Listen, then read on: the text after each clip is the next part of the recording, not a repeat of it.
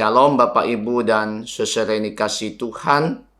Kali ini kita akan merenungkan firman Tuhan dari Injil Yohanes pasal yang ke-9 ayat yang ke-35 sampai 41 dengan tema mata yang dicelikkan. Saudara, di dalam kebutaan tentu Allah harus dipermuliakan.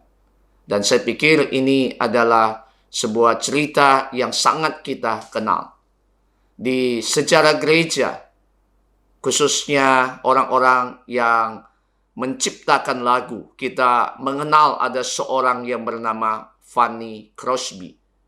Dia juga mengalami kebutaan, tetapi di dalam kebutaannya justru kemuliaan Tuhan, keagungan Tuhan, dan kebesaran Tuhan dinyatakan oleh Fanny Crosby.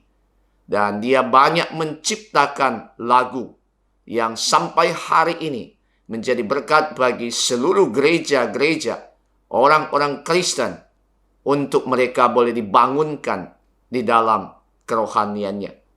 Di dalam kebutaan tidak membuat Fanny Crosby mengalami keterpurukan. Di dalam kebutaan, Fanny Crosby, dia tidak terlena dengan apa yang dialami secara fisik. Karena dia tahu bahwa ada Tuhan yang senantiasa memimpin dan menyertai. Di dalam Injil Yohanes pasal yang ke-9 ini, kita tahu bahwa menggambarkan ada seorang yang buta sejak lahir. Dan di ayat yang ke-35 sampai 41, ini merupakan bagaimana pengajaran Tuhan melihat kepada orang yang buta sejak lahir, tapi dia dipulihkan oleh Tuhan. Maka mata yang dicelikkan itu menjadi sebuah judul yang sangat penting untuk kita lihat. Hal yang pertama yang kita lihat adalah bahwa orang ini memperoleh kesembuhan secara total.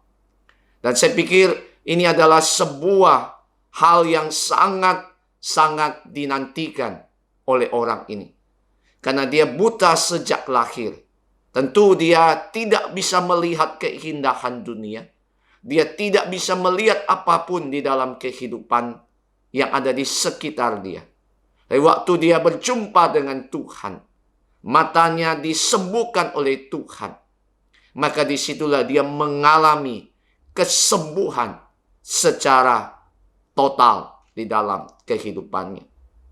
Yang kedua, orang ini juga mengalami atau memperoleh pengenalan yang sejati akan Kristus.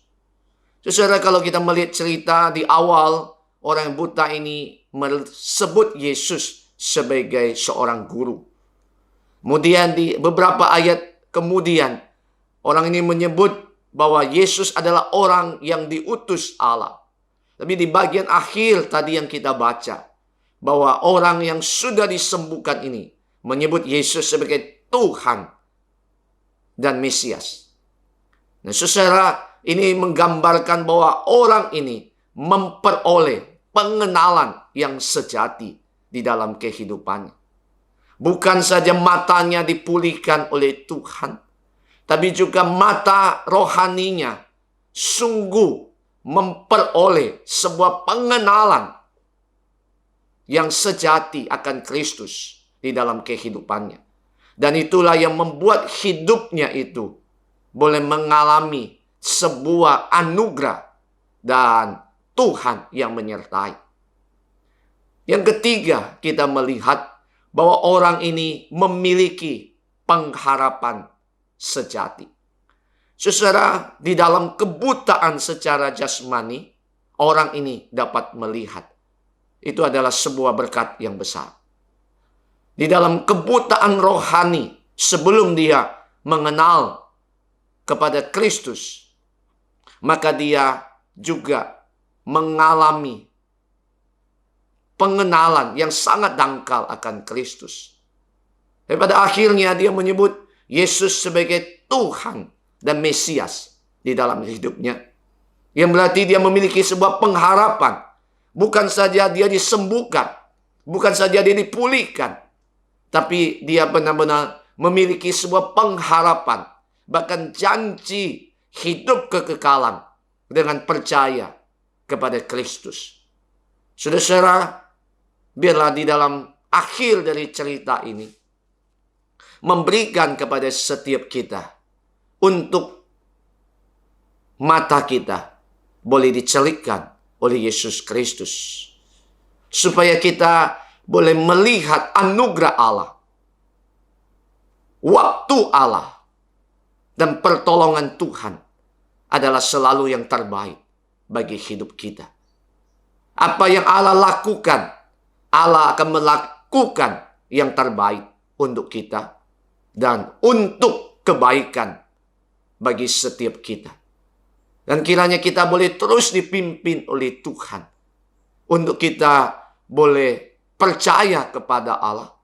Kita boleh memiliki pengharapan yang sejati di dalam hidup kita, supaya kita mempunyai sebuah keyakinan dan pengharapan di dalam Allah yang selalu memberikan kekuatan dan pertolongan bagi setiap perjalanan hidup kita.